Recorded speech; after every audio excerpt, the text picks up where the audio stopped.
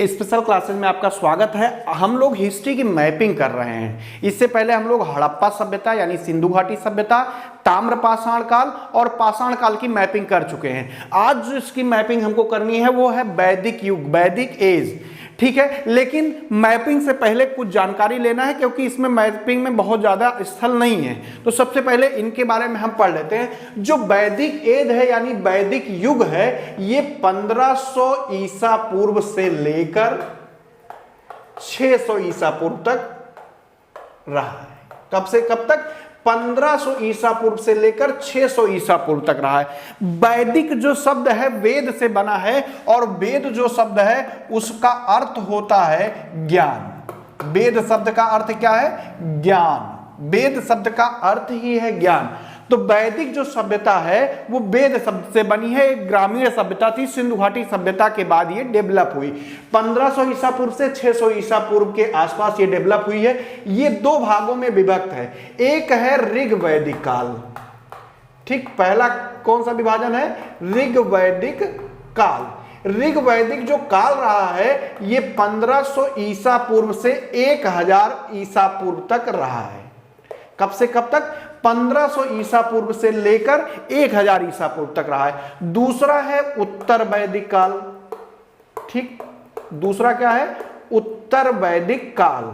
उत्तर वैदिक काल का जो काल रहा है वो 1000 से 600 ईसा पूर्व तक रहा है, ठीक। यानी पूरा जो वैदिक काल है 1500 ईसा पूर्व से 600 ईसा पूर्व तक रहा है। इसका दो भागों में विभाजन है। ऋग वैदिक काल है जो 1500 से 1000 ईसा पूर्व तक रहा है। दूसरा है उत्तर वैदिक काल जो 1000 से 6600 ईसा पूर्व तक रहा है, ठीक है। जो वैदिक युग है इसमें लोहे का ज्ञान हो चुका था, लोहे का ज्ञान हो चुका था, लेकिन ऋग्वेद में लोहे का उल्लेख नहीं मिलता है। ये आपको ध्यान रखना है। लोहे का जो ज्ञान है खासकर उत्तर वैदिक काल में हुआ। तो आप कह सकते हैं वैदिक काल में लोहे के ज्ञान के कारण जो कृषि कार्य यहाँ पे था वो किस स्थिति में था? उन्नत स्थिति में था। यानी कृषि को बढ़ावा मिला होगा क्योंकि लोहे के हल वगैरह बने होंगे तो उससे खेतों में उपज बढ़ी होगी। जो वैदिक काल था इसके जो निर्माता थे वो आर्य थे। हालांकि अभी इसके बारे में बहुत ज्यादा डिटेल हम लोग पढ़ेंगे। आर्य का जो अर्थ होता है वो होता है कुलीन, कुलीन या श्रेष्ठ। कुलीन या श्रेष्ठ अर्थ होता है आर्य का। आर्य लोगों ने ही वैदिक सभ्यता को बताया था। ये ग्रामीण सभ्यता थी। आर्य लोग जो थे ये अध्ययन अध्यापन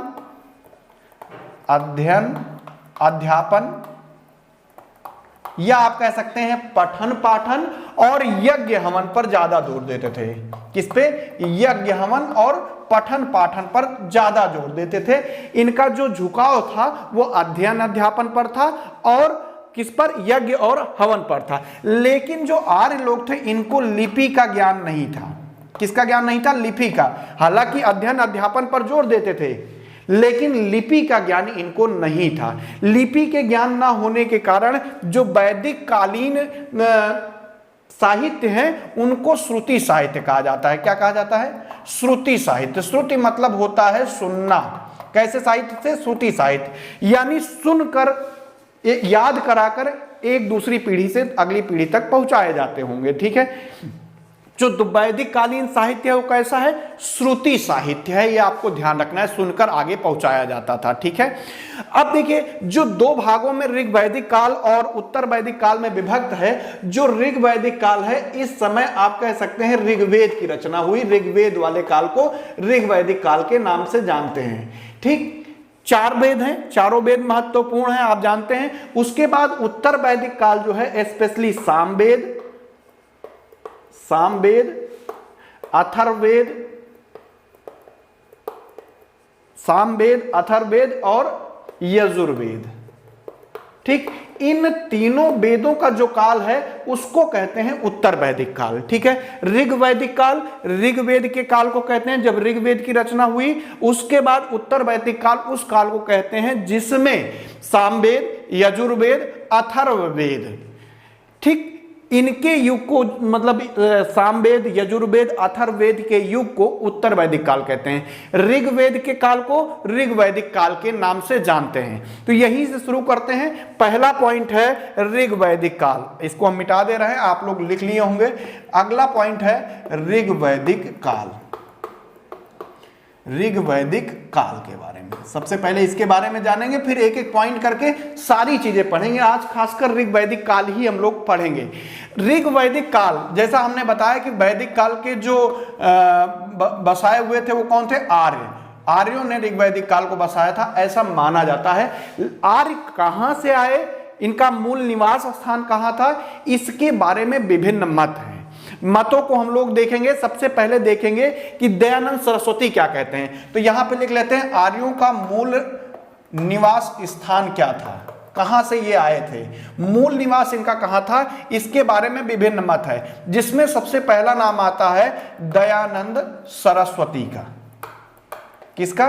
दयानंद सरस्वती का पहला नाम आया है। इन्होंने बताया कि जो वैदिक सभ्यता के निर्माता थे आर्य, वो तिब्बत से आए। कहां से आए? तिब्बत से आए। किसने कहा? दयानंद सरस्वती ने कहा कि जो वैदिक सभ्यता के निर्माता आर्य थे वो कहां से आए? तिब्बत से आए। जो बाल गंगाधर तिलक हैं, दूसरे नंबर पर बाल गंगाधर तिलक को लिखते हैं। बाल गंगाधर तिलक। बाल गंगाधर तिलक ने कहा कि वैदिक सभ्यता के निर्माता जो थे वो कहां से आए? उत्तरी ध्रुव से आए। उत्तरी ध्रुव इनका निवास स्थान कहां? इन्होंने बताया कि उत्तरी ध्रुव निवास स्थान रहा होगा। वहां से आकर भारत में क्या किया इन्होंने? वैदिक सभ्यता का निर्माण किया। ठीक है। उसके बाद अगला जो नाम आता है वो है मैक्स मुलर। क्या नाम है? Max Muller. मैक्स मुलर ने बताया कि ये लोग मध्य एशिया के निवासी थे। आर्य लोग कहां के निवासी थे? मूल निवासी थे मध्य एशिया के। ये किसने कहा? मैक्स मुलर ने कहा कि जो आर्य लोग थे वो कहां के निवासी थे? मध्य एशिया के। उसके बाद एक और इतिहासकार हैं, उनका नाम है गंगानाथ झा। गंगानाथ झा। क्या नाम है? गंगानाथ झा भारत के इतिहासकार हैं। इन्होंने बताया कि जो आर्य हैं उनका जो मूल निवास रहा होगा या मूल निवास स्थान जो रहा होगा वो था ब्रह्मर्षि देश। ब्रह्मर्षि देश। ये किसने बता दिया? गंगानाथ झा ने बताया। देखिए, दयानंद सरस्वती ने तिब्बत बताया है, बाल गंगाधर तिलक ने उत्तरी ध्रुव बताया है, मैक्स मुलर ने मध्य एशिया बताया है, गंगानाथ झा ने ब्रह्मर्षि देश बताया है। ठीक है। डॉक्टर अविनाश चंद्र करके एक इतिहासकार हैं। कौन? डॉक्टर अविनाश चंद्र। अविनाश चंद्र। इन्होंने बताया है कि जो आर्यों का निवास स्थान था वो सप्त सैंधव प्रदेश था। सप्त सैंधव प्रदेश था। ठीक है। किसने बताया है? डॉक्टर अविनाश चंद्र ने बताया है कि आर्यों का जो निवास स्थान था वो सप्त सैंधव प्रदेश था। आपको एक चीज बता दें, सप्त सैंधव प्रदेश जो है सिंधु, उसकी 5 सहायक नदियां और जो सरस्वती नदी है उस बीच के पूरे स्थान को सप्त सैंधव प्रदेश कहा गया है। कहीं कहीं गंगा यमुना के प्रदेश को, आर्यावर्त को भी सप्त सैंधव प्रदेश कहा गया है। लेकिन सिंधु और उसकी जो सहायक नदियां हैं और सरस्वती नदी के किनारे जो पूरा स्थल था, पाकिस्तान भारत का जो स्थल है, वो उसको सप्त सैंधव प्रदेश कहते हैं। तो डॉक्टर अविनाश चंद्र ने बताया, क्या उन्होंने कहा कि जो आर्य वैदिक सभ्यता के निर्माता थे वो कहां से आए थे? सप्त सैंधव प्रदेश से आए थे। हालांकि जो मान्यता है कि ऋग वैदिक काल में जो आर्य आए थे वो अफगानिस्तान होते हुए पाकिस्तान में, पूर्वी अफगानिस्तान आप यहां पे लिख सकते हैं, पूर्वी अफगानिस्तान होते हुए पंजाब और पश्चिमी उत्तर प्रदेश तक फैले थे। उत्तर प्रदेश। ठीक।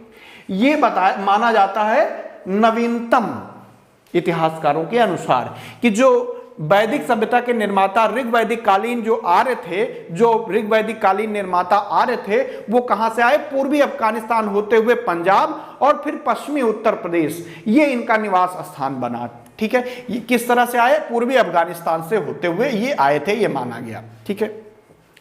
जो ऋग वैदिक काल है इसमें कुछ नदियां महत्वपूर्ण है। सबसे पहले देख लेते हैं कौन सी, ऋग वैदिक काल। ठीक है, हम लोग ऋग वैदिक काल ही पढ़ रहे हैं तो कहीं भी आप कंफ्यूज मत होइएगा, उत्तर वैदिक काल जब आएगा तब हम आपको बताएंगे।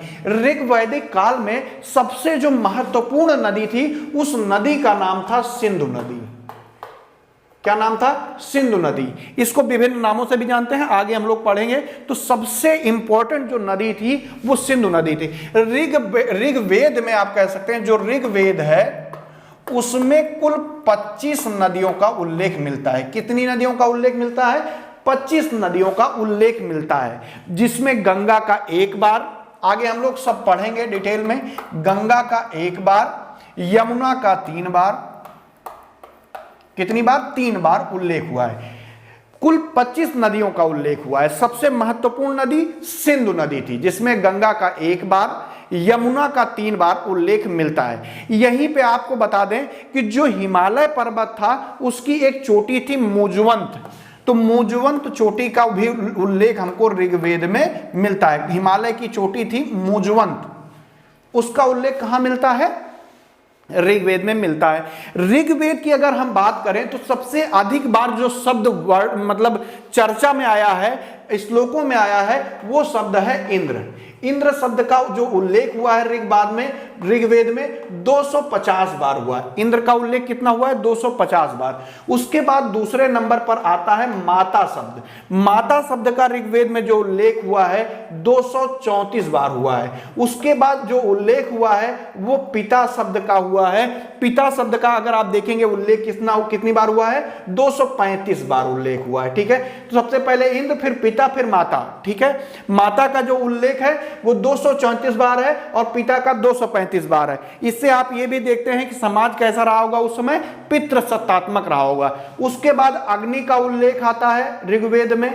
अग्नि का जो उल्लेख है वो 200 बार उल्लेख किया गया है ऋग्वेद में। किसका, अग्नि का 200 बार उल्लेख है। अगर हम गाय की बात करें, गाय का जो उल्लेख है ऋग्वेद में 176 बार गाय का उल्लेख देखने को हमको मिलता है ऋग्वेद में। उसके बाद आप देखिए विष्णु का जो उल्लेख मिलता है, विष्णु का उल्लेख लगभग हमको 100 बार देखने को मिलता है, किसमें, ऋग्वेद में।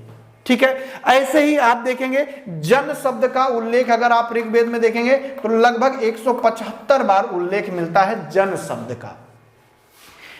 आगे हम लोग पढ़ेंगे जन क्या है, सब कुछ पढ़ेंगे। तो ठीक है, जन का कितनी बार वर्णन है, 175 बार। आगे एक चीज और लिख लीजिएगा आप, रुद्र का जो हमको वर्णन मिलता है ऋग्वेद में वो 3 बार मिलता है। किसका, रुद्र का 3 बार वर्णन मिलता है। एक चीज और यहां पे बता देते हैं क्योंकि प्रश्न में आ चुका है कई बार, नमक का उल्लेख हमको ऋग्वेद में नहीं मिलता है।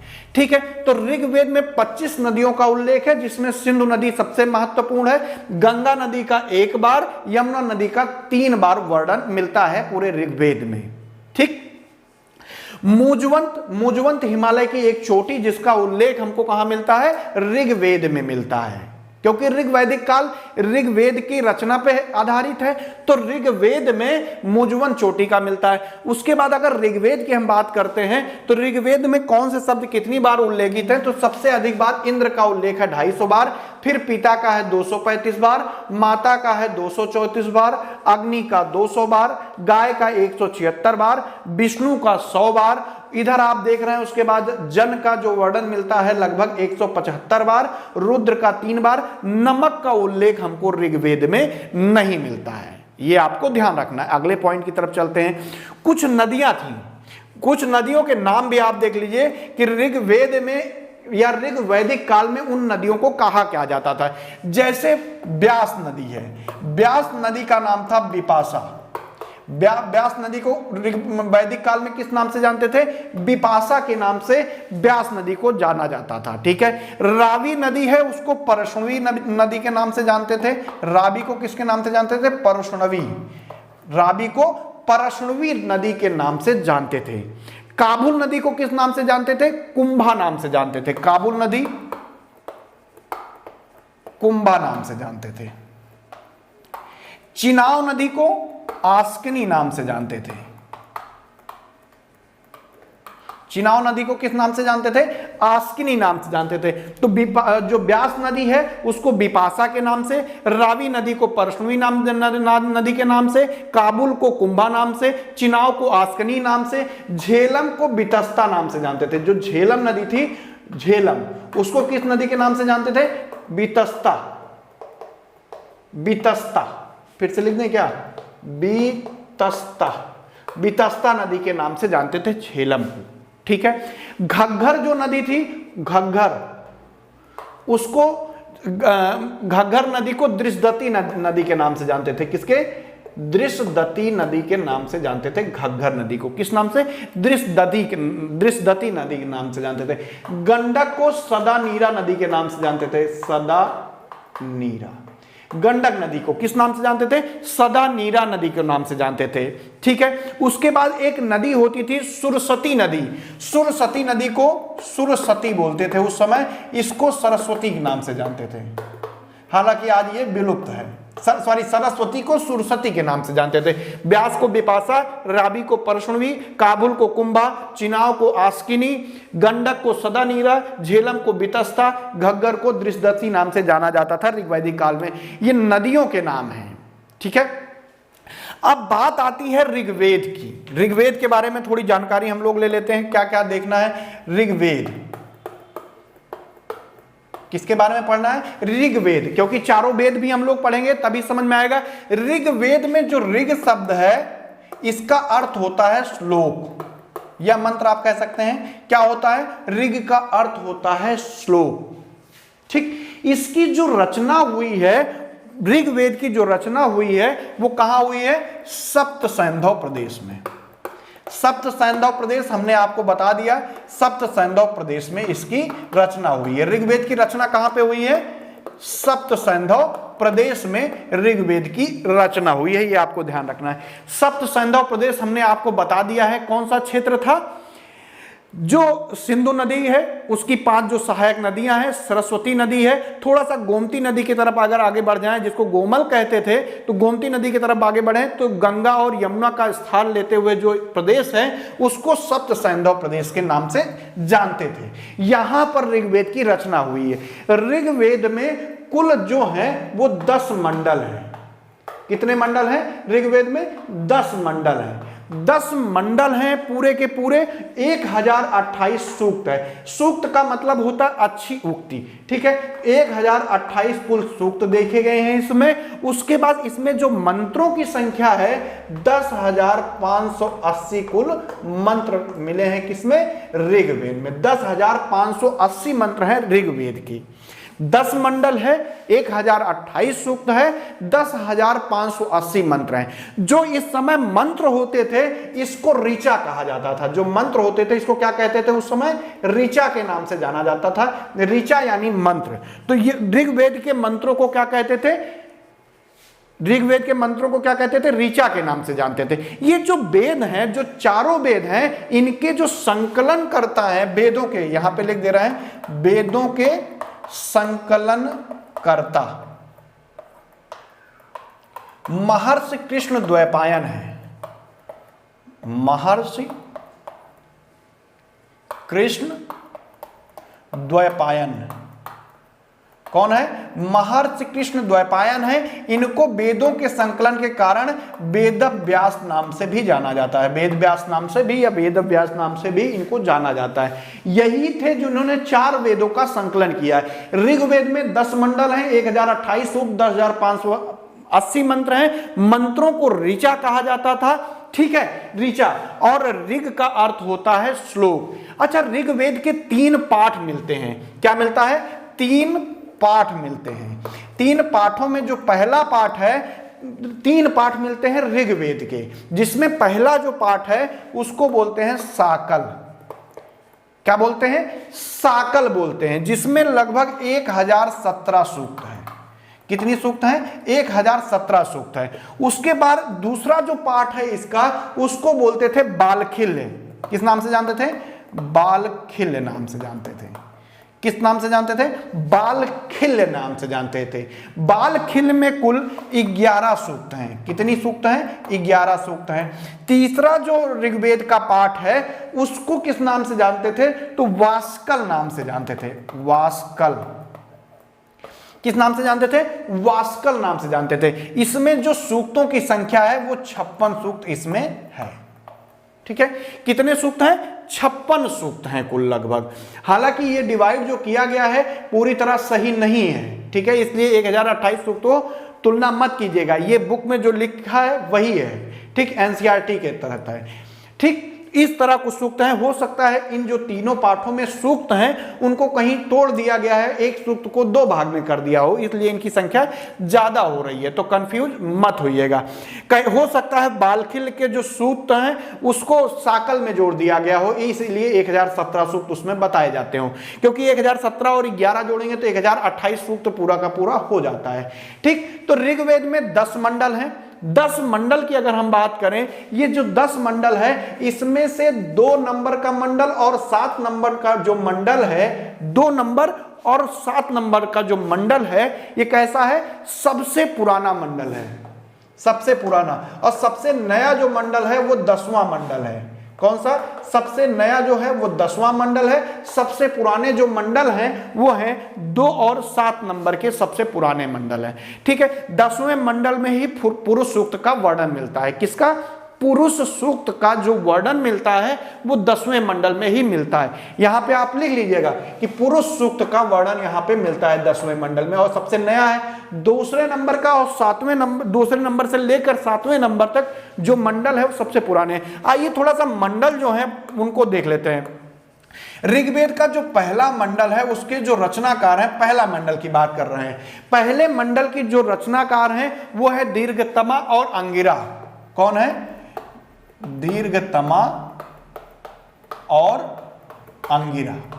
आपको याद करना पड़ेगा, इसमें कोई दो राय नहीं है, ये बहुत पूछा जाता है। दीर्घतमा और अंगिरा जो हैं वो पहले मंडल के रचनाकार रहे हैं। दूसरा जो मंडल है इसका, दूसरा मंडल हम संख्या में लिख दे रहे हैं, आप पूरा लिख लीजिएगा। दूसरा जो मंडल है उसके रचनाकार हैं गृहस्मद। गृहस्मद, सॉरी फिर से लिख दे रहे हैं, गृहस्मद। ठीक है, कौन है रचनाकार? गृहस्मद है दूसरे मंडल के रचनाकार। ठीक है, तीसरे मंडल में गायत्री मंत्र का उल्लेख है। तीसरा जो मंडल है क्या है? उसमें गायत्री मंत्र का उल्लेख है। इसके रचनाकार कौन है? विश्वामित्र। कौन रचनाकार है? विश्वामित्र। इसमें क्या है? गायत्री मंत्र का उल्लेख है। हालांकि डिटेल अभी हम लोग बाद में देखेंगे, नहीं तो बहुत ज्यादा हो जाएगा। उसके बाद जो चतुर्थ मंडल है उसमें जो है कृषि से संबंधित क्रिया का वर्णन किया गया है। कौन सा मंडल है? चतुर्थ। क्या है? कृषि से संबंधित वर्णन इसमें किया गया है। और इसके जो रचनाकार हैं वो है वामदेव। कौन है रचनाकार? वामदेव। जो पंचम मंडल है, पंचम, देखिए चतुर्थ मंडल में कृषि कार्यों का वर्णन है। कौन रचनाकार है इसके? वामदेव, चौथे के। पांचवा जो मंडल है इसके जो रचनाकार हैं वो है अत्रि। कौन है? अत्रि है। ठीक है, जो छठवां मंडल है उसके रचनाकार हैं भारद्वाज। कौन है? भारद्वाज, भारद्वाज। ठीक है, ध्यान रखना है। सातवां जो मंडल है उसके रचनाकार हैं वशिष्ठ। कौन है? वशिष्ठ। ठीक, तो पहला मंडल दीर्घतमा और अंगिरा द्वारा रचित है। उसके बाद गृहस्मद द्वारा दूसरा मंडल रचित है। तृतीय मंडल में गायत्री मंत्र का उल्लेख है। और कौन रचनाकार है? विश्वामित्र। चौथे मंडल के वामदेव हैं, कृषि संबंधी कार्यों का वर्णन है। पांचवें में अत्रि आते हैं, मतलब इसके रचनाकार हैं। छठवें मंडल के भारद्वाज, सातवें मंडल के वशिष्ठ हैं। ठीक, आठवें मंडल की अगर हम बात करें तो कर्ण ऋषि जो हैं वो आठवें मंडल के रचनाकार हैं। कौन है? कर्ण ऋषि जो हैं आठवें मंडल के रचनाकार हैं, कर्ण ऋषि।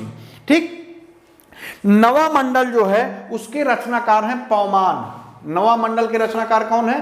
पौमान। ठीक, 10वें मंडल में 4-5 लोग हैं, इसलिए इसको हमने डैश लगा दिया, आपको याद ना करिए। तो नवा पौमान है रचनाकार, 8वें मंडल के कर्ण हैं। ये मंडल है 10 मंडल किसमें? ऋग्वेद में। ऋग्वेद के 10 मंडल हैं जिसमें 1028 सूक्त है, 10,580 लगभग उसमें मंत्र हैं। मंत्रों को ऋचा कहा गया है, ये ध्यान रखना है आपको। अब जो ऋग्वेद है इसको समझने के लिए और पढ़ने के लिए कुछ इसके सहायक ग्रंथों की रचना की गई है, ठीक है, मतलब वेदों की सहायता के लिए, ताकि उसको आसानी से पढ़ा जा सके, इसके लिए ब्राह्मण की रचना की गई। ब्राह्मण ग्रंथों की, किसकी? ब्राह्मण ग्रंथ की रचना की गई। तो ऋग्वेद के जो ब्राह्मण ग्रंथ हैं वो कौन कौन से हैं ये आपको समझना होगा। ऋग्वेद के 2 ब्राह्मण ग्रंथ हैं, उसमें पहले का नाम है ऐतरेय। क्या नाम है? ऐतरेय। पहले का नाम है ऐतरेय, ठीक। दूसरे का जो नाम है वो है कौशितकी। कौशितकी, ठीक। हो सकता है ये गलत लिखा हो, ता पे छोटी ई की मात्रा लगती हो तो कंफ्यूज मत होइएगा। 2 ब्राह्मण ग्रंथ हैं, ऐतरेय और कौशितकी। ऐतरेय, कौशितकी। अच्छा, कौशितकी को एक नाम से और जानते हैं, सांख्यायन। सांख्यायन किस नाम से, दूसरे नाम जानते हैं? सांख्यायन। कौशितकी का ही दूसरा नाम है सांख्यायन। ये ब्राह्मण ग्रंथ हैं किसके? ऋग्वेद के। ब्राह्मण ग्रंथों की जो रचना हुई है वेदों को समझने के लिए हुई है, मतलब वेदों को समझने में सहायता मिल सके, इसलिए ब्राह्मण ग्रंथों की रचना हुई। 2 ब्राह्मण ग्रंथ हैं, ऐतरेय, कौशितकी। कौशितकी का ही दूसरा नाम सांख्यायन है, ठीक है, ये आपको ध्यान रखना है। ऐतरेय जो है इसके जो संकलन करता है वो है महिदास। ऐतरेय की कौन संकलन करता है? महिदास। जबकि जो कौशितकी है या सांख्यायन है इसके रचनाकार हैं कुशितक ऋषि। कुशितक ऋषि इसके क्या है? संकलन करता है। किसके? ऐतरेय के संकलन करता कौन है? महिदास। कौशितकी के संकलन करता कौन है? कुशितक ऋषि हैं। ये 2 ब्राह्मण ग्रंथ हैं।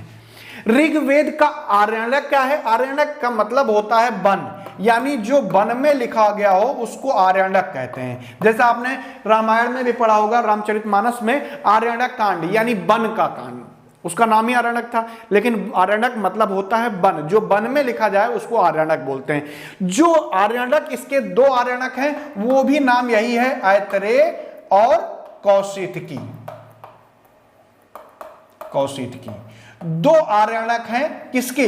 ऋग्वेद के। ब्राह्मण ग्रंथ भी 2 हैं, ऐतरेय, कौशितकी। कौशितकी का नाम सांख्यायन है और इसके संकलन करना कुशितक ऋषि हैं। ऐतरेय के संकलन करता कौन थे? महिदास थे, ठीक। उसके बाद हमने देखा कि आरण्यक जो है वो ऐतरेय और कौशितकी ही इसके क्या है? आरण्यक है।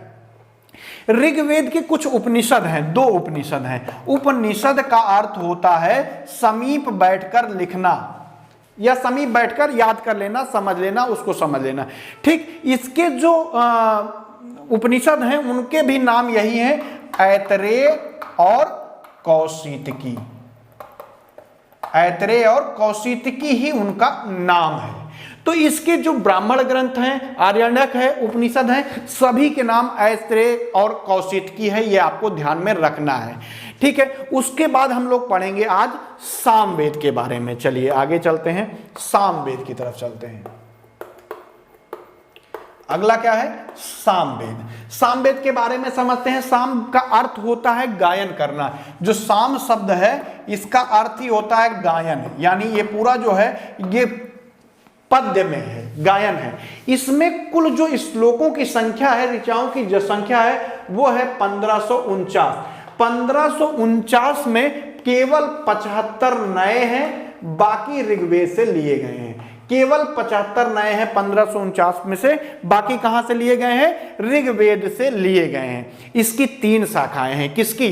सामवेद की 3 शाखाएं हैं। तीनों शाखाओं के नाम हम लोग जानेंगे क्योंकि इंपॉर्टेंट है, पूछा जाता है। पहला जो शाखा का नाम है वो है कौथम। क्या नाम है पहले का? कौथम। सामवेद की 3 शाखाएं हैं जिसमें पहला है कौथम, दूसरा है राणायनीय। क्या है? राणायनीय। और तीसरा जो है वो है जैमिनीय। क्या है? जैमिनीय। तो 3 शाखाएं हैं किसकी? सामवेद की, जैमिनीय, राणायनी और कौथम। ये सामवेद की 3 शाखाएं हैं, कौथम, रामायणीय और जैमिनीय।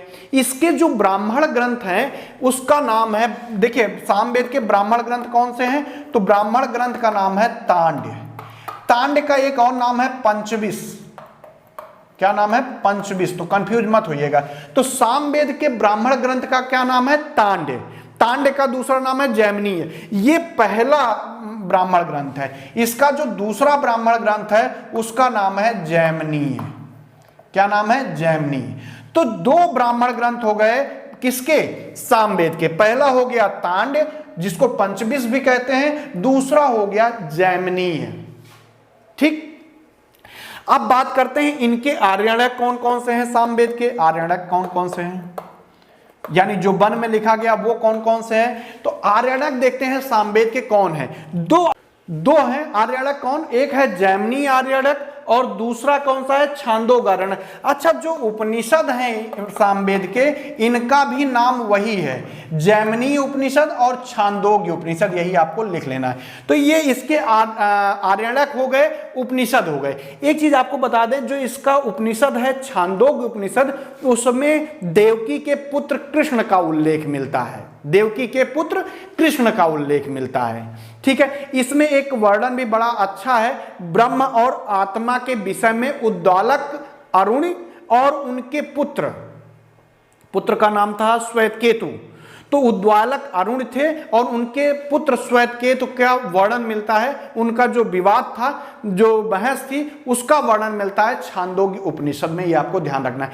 किस पर व्याख्या या किस पर विवाद हुआ था, तो ब्रह्म और आत्मा पर ये लोग अब विवाद किए थे, उसके बारे में है। अगला है यजुर्वेद के बारे में देखते हैं। यजुर्वेद की क्या खासियत है,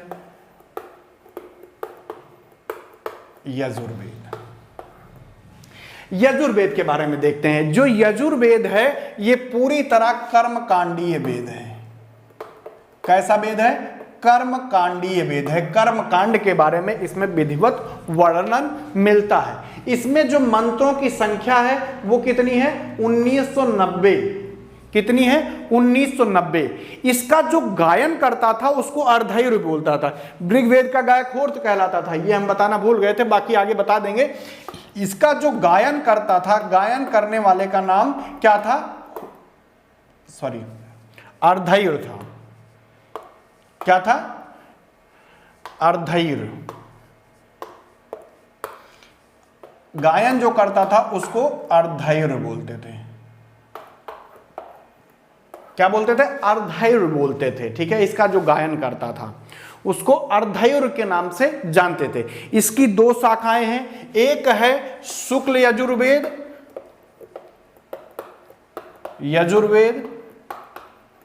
और दूसरी है कृष्ण यजुर्वेद।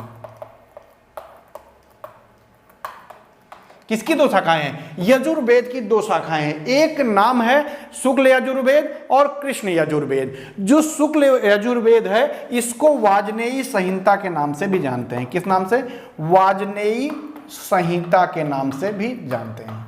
किस नाम से जानते हैं शुक्ल यजुर्वेद को, वाजनेयी संहिता के नाम से जानते हैं। ठीक है, जो हमारा कृष्ण यजुर्वेद, अच्छा एक चीज आप ध्यान रखिए, जो शुक्ल यजुर्वेद है इसको वाजनेयी संहिता के नाम से जानते हैं। ठीक है, इसकी दो शाखाएं भी हैं।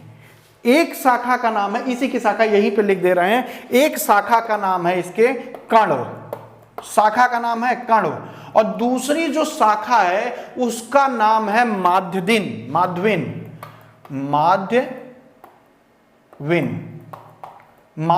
या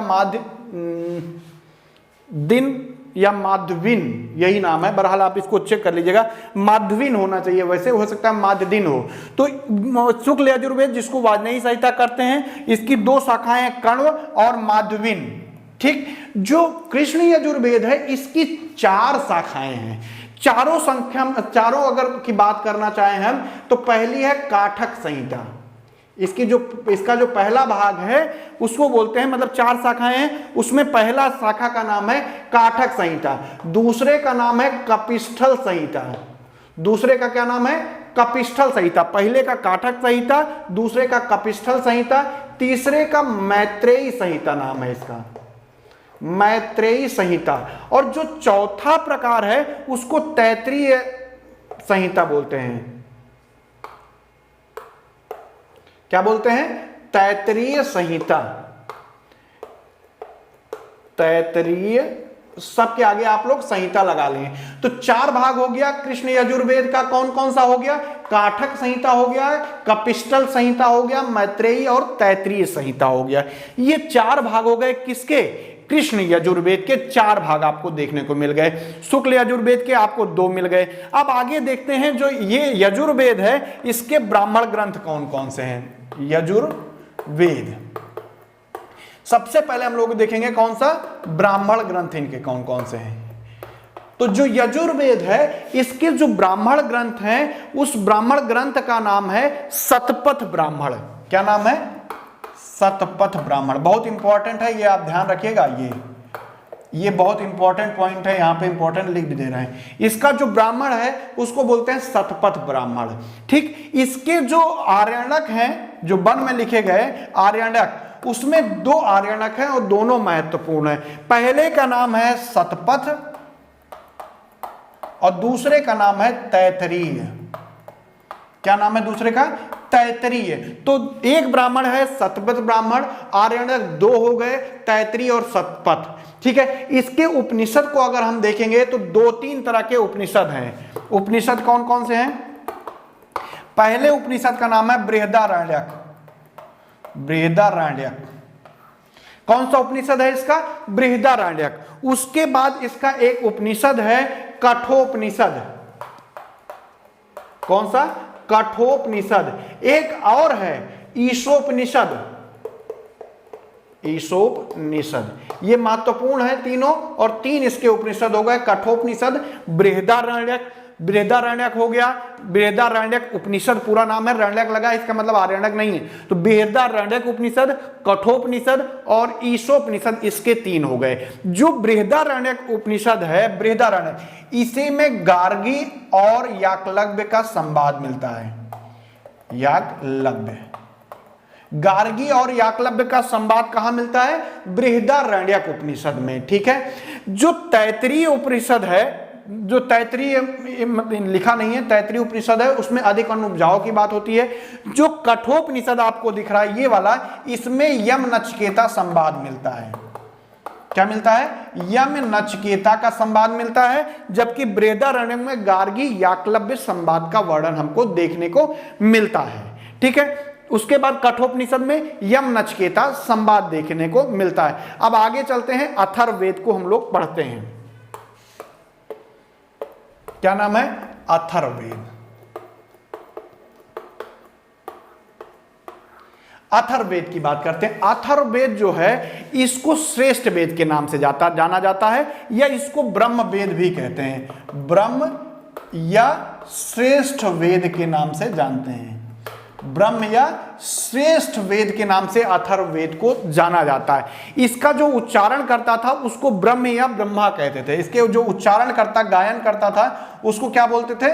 ब्रह्म। क्या बोलते थे उसको? ब्रह्म। जो उच्चारण करता था, जो इसको गाता था।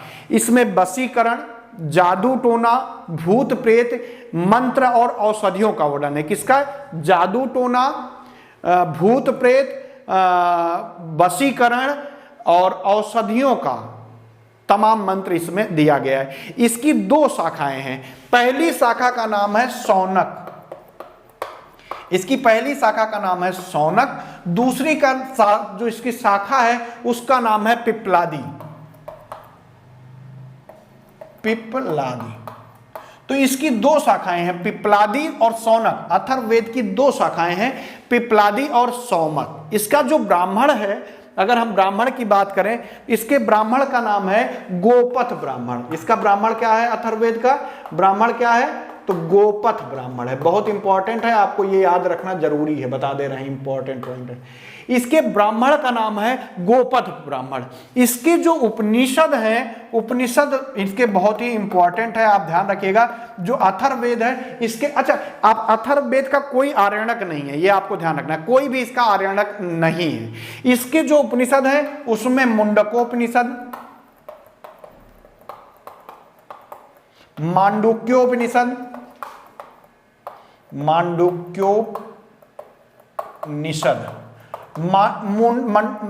मुंडकोपनिषद, मांडोक्योपनिषद, प्रश्नोपनिषद और बहुत सारे इसके उपनिषद हैं। ठीक है, जो मुंडकोपनिषद है इसमें सत्यमेव जयते, सत्यमेव जयते का वर्णन मिलता है और यज्ञ को टूटी फूटी नौका के समान कहा जाता है कि भव सागर के पार लगाने के लिए। किसमें कहा गया है? मुंडकोपनिषद में सत्यमेव जयते कहा गया है। यज्ञ को टूटी फूटी नौका के बराबर कहा गया है कि भव सागर के पार उतारने के लिए ठीक है, पार कर सकती है।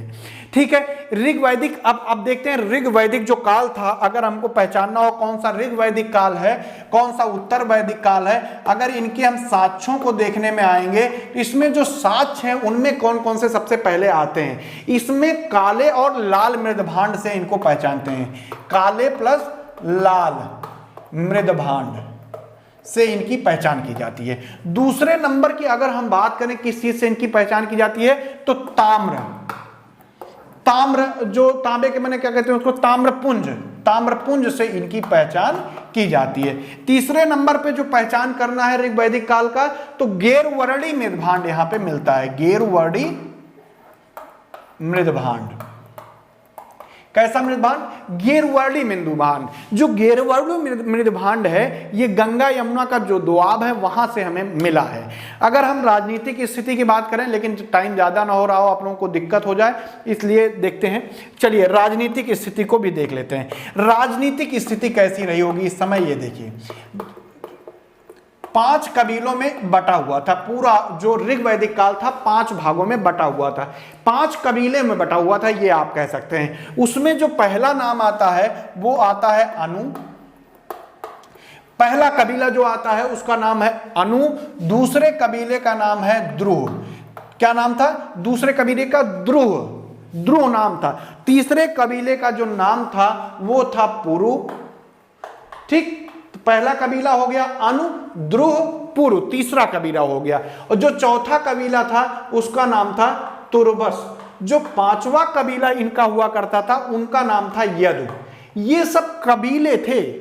ठीक है, कबीला जो था, कबीला अगर बनने की बात करें तो कबीला एक पितृ सत्तात्मक परिवार की अगर हम बात करें तो जो कबीलाई समाज था उसकी जो इकाई थी मेन, यानी इनकी जो सबसे छोटी इकाई रही होगी वो कौन सी थी? परिवार थी। और परिवार कैसा था? पितृ सत्तात्मक था। कैसा था? पितृ सत्तात्मक। जबकि सैंधव काल में हमने देखा समाज मात्र सत्तात्मक था। ठीक है, तो परिवार इकाई होती थी। कई परिवार मिलकर ग्राम बनाते थे, कई ग्राम मिलकर विश्व बनाते थे और कई विश्व मिलकर जन बनाते थे। मतलब जन मतलब सीधे सीधे राजा हो गया। तो जो ग्राम का अधिकारी होता था उसको ग्रामीणी बोलते थे। क्या बोलते थे? ग्रामीणी, ग्रामीणी। ठीक, ग्राम का अधिकारी ग्रामीणी होता था। विश्व का जो प्रधान होता था उसको विश्वपति के नाम से बोलते थे। ठीक, जो जन होते थे उनका जो हेड होता था उसको राजा के नाम से जानते थे, राजा होता था। ठीक, तो ये स्थिति होती थी कब की? मतलब पितृ सत्तात्मक परिवार था, कबीलाई परिवार था, 5 भागों में बटा था, ग्राम बन जाते थे, परिवार मिलाकर ग्राम बनाते थे, ग्राम से बड़ा विश्व बनता था, विश्व से बड़ा फिर क्या होता था? जन होता था, और जन के बाद ऊपर सबसे राजा होता था। बाकी यही चीज है। जो जन का प्रधान होता था उसको जनपति या राजा के नाम से जाना जाता था। ऋग्वेद काल में अगर हम राजा की बात करें तो ये युद्ध का स्वामी होता था, भूमि का स्वामी नहीं होता था। ये आपको ध्यान रखना है। किसका स्वामी होता था? यहां पे आप लिख लीजिए राजा के बारे में, ये युद्ध का स्वामी होता था, ना कि भूमि का। मतलब भूमि का स्वामी नहीं होता था, युद्ध का स्वामी होता था। मेन चीज यही है। इस समय एक युद्ध लड़ा गया था जिसको दशराग युद्ध के नाम से जानते हैं। किस युद्ध के नाम से जानते हैं? दशराग युद्ध के नाम से जानते हैं। परशवी नदी जो रावी नदी है उसके तट पर लड़ा गया था। राजा सुदास और अन्य 10 राजा थे जिसमें 5 अनार्य थे, इनके बीच हुआ था, जिसमें राजा सुदास जो हैं विजयी हुए थे। राजा को चुनने के लिए 2 महत्वपूर्ण सभाएं आती थी जिसका नाम था सभा और समिति। क्या नाम था? सभा और समिति। राजा को चुनने के लिए ये महत्वपूर्ण क्या करती थी? अपना रोल अदा करती थी। जो सभा होती थी ये श्रेष्ठ लोगों की सभा होती थी, जो समिति होती थी वो प्रतिनिधि सभा होती थी, जिसको केंद्रीय संस्था के नाम से जानते हैं। एक और अभी हम आगे चर्चा कर रहे हैं, विदत होती थी जो प्राचीनतम जनसभा होती थी। ठीक है, इस समय अगर हम देखें तो गाय सबसे महत्वपूर्ण थी, इसी आधार पर लेन देन होता था, व्यापार भी इसी आधार पर किया जाता था।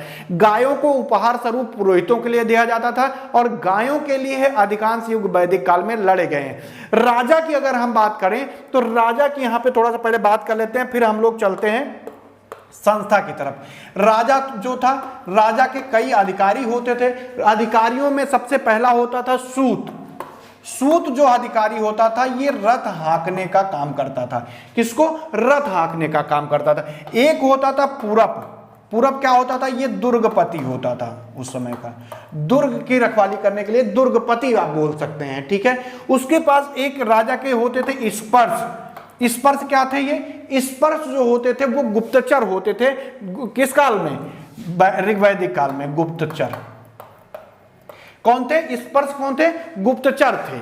उसके पास दो और ऐसे लोग होते थे जिनको उपस्थ और इभ्य कहा जाता था। कौन से? उपस्थ और इभ्य कहा जाता था। ये जो उपस्थ और इभ्य थे ये दोनों राजा के स्वयं के सेवक थे, यानी व्यक्तिगत सेवक आप कह सकते हैं, राजा के व्यक्तिगत सेवक थे। इस समय पुरोहित जो होते थे श्रेष्ठ होते थे, राजा के पद प्रदर्शक होते थे, शिक्षक होते थे, दार्शनिक होते थे। सेनानी का जो अधिकार मतलब पदाधिकारी में क्रम आता है वो दूसरे नंबर पे आता था। जो न्याय होता था राजा जो है पुरोहित की सहायता से करता था। ठीक है, ऋग्वैदिक कालीन अब प्रमुख हम लोग संस्थाओं को देखेंगे, जिसमें पहला शब्द आता है जो संस्थाएं हैं ऋग्वैदिक काल की प्रमुख संस्था है, जैसे सभा, समिति, विदत। उसमें सबसे पहला नाम आता है किसका? विदत का। किसका आता है? विदत का। पहला नाम किसका आता है? विदत का। विदत की अगर हम बात करें, विदत के बारे में अगर बात करें, जो विदत है इसका ऋग्वेद में 122 बार उल्लेख किया गया है। कितनी बार? 122 बार किसका उल्लेख आता है? विदत का। विदत क्या थी? सामाजिक, धार्मिक और सैन्य उद्देश्य के लिए काम करती थी। किसके लिए? सामाजिक, धार्मिक प्लस सैन्य उद्देश्य के लिए काम करती थी। किसके लिए? सामाजिक, धार्मिक और सैन्य उद्देश्य के लिए कार्य करती थी। इसमें महिलाएं भी भाग लेती थी, इसलिए कंफ्यूज मत होइएगा, महिलाएं भी भाग लेती थी इसमें। ठीक है, तो यहां पे महिला भी लिख दे रहे हैं। दूसरा जो नाम आता है वो आता है सभा का। सभा का जो उल्लेख ऋग्वेद में मिलता है वो 8 बार मिलता है। ये एक तरह की, अगर आप आज की डेट में देखें तो संसद की तरह कार्य करती थी, एक तरह की संसद होती थी। इसमें भी महिलाएं भाग लेती थी, तो कंफ्यूज मत होइएगा। कौन भाग लेती थी? महिलाएं इसमें भी भाग लेती थी, विदत में भी महिलाएं भाग ले रही हैं। उसके बाद अगर हम बात करें तो अगला जो टर्म था वो था, कहाँ लिख दें, जब रुकिए मिटा देते हैं इसको, फिर लिखते हैं। अगला जो संस्था थी वो थी समिति। समिति का जो ऋग्वेद में उल्लेख है वो 9 बार मिलता है। कितनी बार उल्लेख मिलता है? 9 बार। जो हमारी समिति थी इसका जो महत्व है सभा से ज्यादा होता था। कारण क्या था कि अगर आज के हम लोकसभा को देखें तो उस स्थिति में इसकी स्थिति रही होगी, सभा जो उस समय की राज्यसभा जैसी रही होगी, लेकिन जो समिति थी लोकसभा जैसी रही होगी। यानी जनता की जो अभिव्यक्ति है यहां पर अपनी अभिव्यक्ति व्यक्त कर सकते थे, यानी जो जन साधारण की आवाज थी उसको, उसकी अभिव्यक्ति के लिए ये सबसे बेस्ट संस्था उस समय होती थी। क्या नाम था? समिति। उसके बाद आता है एक और नाम आता है गण, जो कुलीन लोगों की सभा थी। कैसे लोगों की सभा थी? गण, कुलीन लोगों की सभा होती थी। उसके बाद एक और यहां पे आती है परिषद। परिषद कैसी सभा होती थी? एक सैन्य सभा थी परिषद। या अगर हम बात करें जो परिषद है कैसा था, परिषद में महिलाएं आती थी कि नहीं, क्योंकि एक सैन्य सभा थी। तो ये अगर आप देखते हैं ध्यान से, हम अंशतः मातृसत्तात्मक और अंशतः जो है पितृसत्तात्मक हमको इसमें दिखाई देता है। अगर हम बात करें इस समय की जो सामाजिक व्यवस्था रही होगी, कैसी रही होगी? सामाजिक व्यवस्था कैसी थी? ठीक, वैसे अब इतना बंद करते हैं, अगला वीडियो बना के सामाजिक व्यवस्था आपके सामने ले आएंगे, कैसे व्यवस्था रही होगी, ठीक है। क्योंकि महिलाएं जो हैं उसमें श्रेष्ठ लोगों की संस्था जो होती थी समिति, उसमें भाग लेती थी, बिदत में भी भाग लेती थी, तो इस समय आप कह सकते हैं कि अच्छी स्थिति रही होगी। 10वां मंडल जो है ऋग्वेद का, उसमें पुरुष सूक्त दिखाते हैं। 10वें मंडल में ही जो दिखाया गया है, जो ब्राह्मण पुरुष है उसके मुख से, ब्राह्मण जो है मुख से, और जो क्षत्रिय है उसकी भुजाओं से, वैश्य जो है वो जंघों से, और शूद्र जो है पैरों से उत्पन्न दिखाया जाता है। ऋग्वेद का जो 9वां मंडल है सोमवेद को समर्पित है, दूसरा मंडल बृहस्पति ने किया है, तीसरे मंडल को विश्वामित्र ने रचित किया है। ठीक, उसके बाद हम बात करेंगे गायत्री मंत्र का उल्लेख आपने देख ही लिया, जो विश्वामित्र रचित द्वारा है। तीसरा मंडल उसमें है जो सूर्य देवता को समर्पित है, ये आपको ध्यान रखना है। इसके रचनाकार कौन है? विश्वामित्र हैं। परिवार का जो प्रधान होता था उसको कुलप बोलते थे। बाल विवाह इस समय प्रचलित नहीं था, लेकिन अंतरजातीय विवाह होता था, पुनर्विवाह भी होता था, विधवा विवाह में मानता, यानी अंतरजातीय विवाह होता था, पुनर्विवाह होता था, विधवा विवाह मान्य था।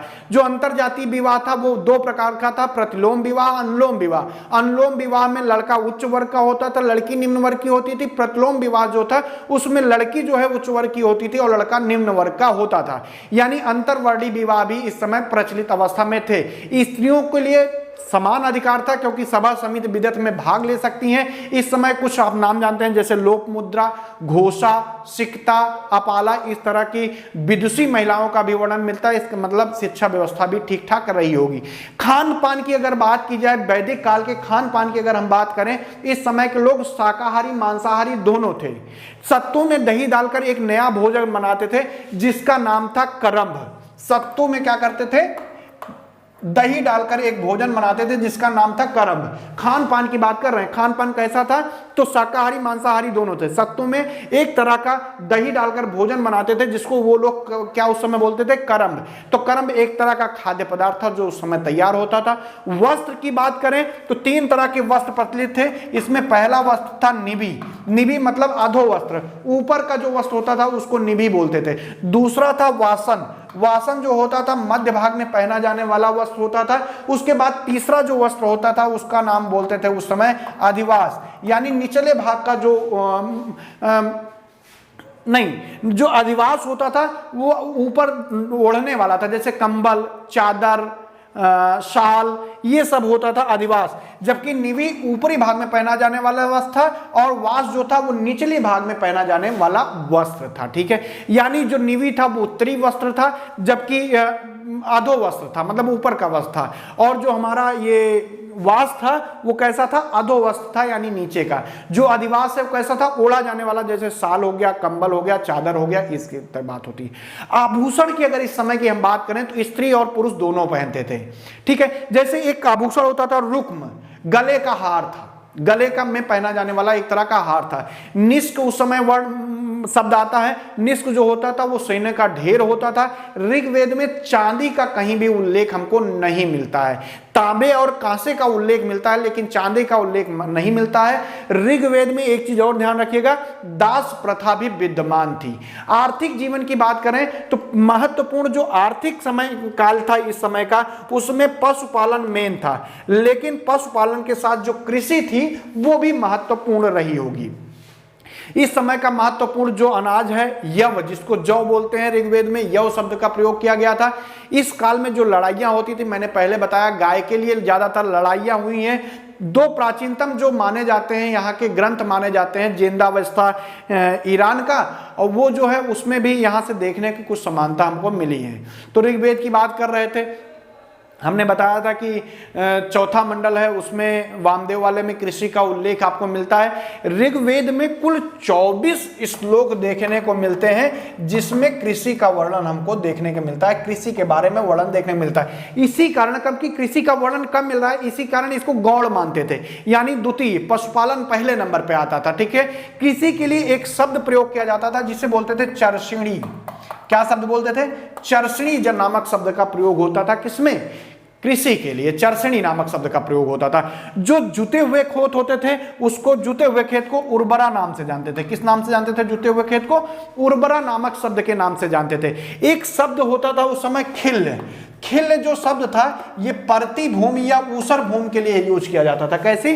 परती या ऊसर भूमि के लिए यूज किया जाता था। कौन सा शब्द था? खिल्य उस समय यूज होता था।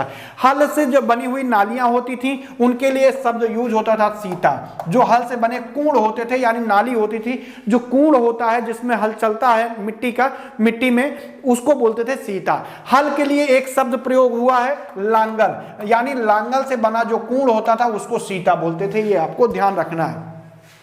बैल के लिए ब्रिक शब्द का प्रयोग मिलता है। बैल के लिए कौन सा शब्द आता है? ब्रिक। ब्रिक, बैल के लिए ब्रिक शब्द का प्रयोग इस समय मिलता है, ये आप जान लीजिए। अगर जो हलवाहे उस समय होते थे, हलवाहे के लिए किवास नामक शब्द का उल्लेख मिलता है। कैसा? किवास शब्द का उल्लेख मिलता है। किसके लिए? हलवाहे के लिए। हल से बनी जो जमीन थी, पूर्ण था, उसको सीता। हल लांगल, ब्रिक जो है बैल के लिए, हलवाहों के लिए कौन सा शब्द मिलता है? किवास। ऋग्वेद में जौ को यौ कहते थे, ये आपको याद रखना है। जो खाद होती थी ऋग्वेद में उसको साकम या करीस नाम से जानते थे। जो खाद होती थी उसको साकम या करीस नाम से जानते थे। साकम या करीस नाम से खाद को जानते थे। साकम या करीस नाम से जानते थे। सिंचाई के लिए अगर हम देखें तो दो प्रकार की सिंचाई इस समय प्रयोग में आती थी। दो प्रकार में, पहला होता था स्वयंजा। पहला क्या होता था? स्वयंजा। पहला प्रकार क्या होता था? स्वयंजा। स्वयंजा मतलब होता है जो स्वयं का पानी हो, स्वयंजा बोलते हैं। स्वयंजा मतलब जो वर्षा का पानी हो, तालाब का पानी हो, उसको स्वयंजा बोलते थे। दूसरा जो प्रकार था उसको बोलते थे खनित्रमा। खनित्रमा मतलब जो खन कर यानी कुआं पानी आप कह सकते हैं, खोद कर पानी निकाला गया हो, उसको कहते थे खनित्रमा। उस समय अनाज नापने के लिए एक बर्तन का प्रयोग करते थे जिसको उर्दर शब्द दिया गया। अनाज नापने के लिए उर्दर शब्द का प्रयोग उस समय किया जाता था। ठीक है। उद्योग धंधे की बात करें तो इस समय ऋग्वेद में बढ़ाई जो होता था, रथकार है, बुनकर है, चर्मकार है, इन सब का वर्णन मिलता है। तांबे के लिए अयस शब्द का उपयोग मिलता है। अयस शब्द तांबे के लिए। बढ़ई के लिए जो है तक्षण शब्द मिला है, यहां पे हम लिख दे रहे हैं। तांबे के लिए अयस शब्द का प्रयोग मिलता है। अयस। बढ़ई, कौन सा? बढ़ई के लिए तक्षण शब्द मिलता है। कैसा शब्द मिलता है? तक्षण या तक्षणी शब्द मिलता है। ठीक है, तक्षण मिलता है। धातु कर्म जो काम करते थे उनको कर्मार बोलते थे। धातु कर्म का जो काम करते थे उनको क्या बोलते थे? कर्मार नाम से जानते थे। कर्मार बोलते थे जो धान कर्म करते थे। ठीक है। जो कपड़ा बुनने का काम करते थे उनको वसोबाय के नाम से जानते थे। वसोबाय किसको जानते थे? जो कपड़ा बुनने का काम करते थे। कपड़ा बुनने का काम करते थे उनको किस नाम से जानते थे? वसोबाय के नाम से जानते थे। ऐसे जो दानशील व्यापारी होते थे उनको ब्रिभु नाम से जाना जाता था। ब्रिभु कौन थे उस समय? दानशील जो व्यापारी होते थे, व्यापारी, उनको क्या कहते थे? ब्रिभु के नाम से जानते थे। ब्रिभु, ये आप ध्यान रखिएगा, ब्रिभु है। फिर से यहां पे भी बड़ा सा लिख दे रहे हैं, ब्रिभु। क्या है? ब्रिभु क्या होते थे? दानशील व्यापारी होते थे। इस समय के दानशील व्यापारी थे। अगर हम यहाँ के धार्मिक स्थिति की बात करें तो तीन तरह के देवता प्रचलित थे। एक आकाश के देवता प्रचलित थे, उसके बाद अंतरिक्ष के देवता प्रचलित थे, उसके बाद तीसरे नंबर पे आते थे कौन हो गए? आग के देवता हो गए, आकाश के देवता हो गए, अंतरिक्ष के देवता हो गए और पृथ्वी के देवता। तीन देवता प्रचलित थे। आकाश की देवता की बात करें तो सूर्य हो गया, वरुण हो गए, मित्र हो गए, पूषण हो गए, अश्वनी हो गए। अंतरिक्ष के देवता की बात करें तो इंद्र हो गए, मरुत हो गए, वायु हो गए, पर्जन्य हो गए। पर्जन्य वर्षा को देवता भी थे। पृथ्वी के देवता की अगर बात करें तो इसमें अग्नि हो गया, सोम हो गया, पृथ्वी हो गई, बृहस्पति हो गई, सरस्वती, आर्यणी, ये सब नाम मिलता है। ठीक है। थोड़ा सा और आगे देखते हैं जल्दी से, टाइम ना लगाए हुए। अगला अभी इसी में हम लोग देखेंगे इंद्र, वरुण, सोम, अश्विन, ये सब पृथ्वी के देवता थे। अगर हम बात करें मरुत की तो मरुत उस समय आदि के देवता थे। कौन? मरुत। मरुत किसके देवता थे? आदि के देवता थे। किसके? आंधी के देवता थे मरुत। अगर बात करें, उषा जो थे वो प्रातः काल की देवी थी। सविता, जब सूर्य चमकने लगता था तब उसे सविता के नाम से जानते थे। पर्जन्य जो था, ये क्योंकि हम जो लिख रहे हैं बहुत इंपॉर्टेंट है, पर्जन्य वर्षा के देवता थे। पर्जन्य कैसे देवता थे? उस समय वर्षा के देवते थे। बृहस्पति जो है वो यज्ञ के देवता उस समय हुआ करते थे, बृहस्पति। ठीक है, बृहस्पति के देवता किस नाम से जाने जाते थे? यज्ञ नाम से। इतना ही है, ऋग्वेद समाप्त हो गया है। इसके बाद हम लोग पढ़ेंगे उत्तर वैदिक काल। अगर कहीं समझने में आपको दिक्कत आई हो तो कमेंट करिएगा, मैं आपको बता दूंगा, समझा दूंगा, कोई दिक्कत नहीं। कमेंट करने से आपको जरूर समझा दूंगा, भले कॉल करके समझाना पड़े आपके नंबर पर। ठीक है, चलिए इतना ही, धन्यवाद, बाय बाय।